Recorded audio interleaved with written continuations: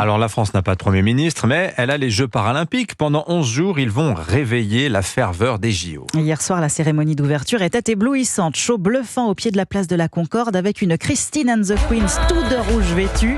Défilé des délégations sur les Champs-Élysées. Rallumage bien sûr de la flamme olympique au Jardin des Tuileries par 5 para-athlètes. Et maintenant, place aux épreuves. Bonjour Cyril de la Morinerie. Bonjour à tous. Cyril, ça y est, c'est parti. Début des Jeux dans moins de 30 minutes.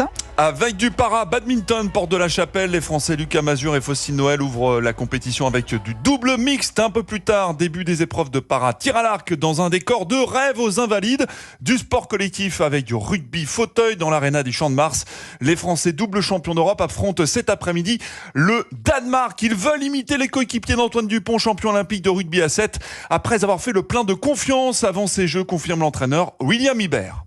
On est vraiment content d'avoir pu faire ça pour pouvoir se préparer, même si on sait que pour les Jeux, quand on a vu la ferveur des Jeux Olympiques, on sait que ça va être encore un niveau au-dessus et que voilà, il va falloir le gérer, mais en tout cas, on a confiance là-dessus. Des chances de médailles en paracyclisme sur piste et en paranatation à la Défense Arena en fin d'après-midi avec les torpilles Hugo Didier sur 400 mètres en nage libre et Alex Portal en 100 mètres au papillon qui ont tous les deux raflé près de 50 médailles internationales depuis le début de leur carrière. Enfin, une affiche de rêve en goalball. Alors, c'est une discipline réservée aux athlètes avec un handicap visuel. Sport à mi-chemin entre le bowling et le handball. La France affronte aujourd'hui le Brésil. Cyril de la Morinerie.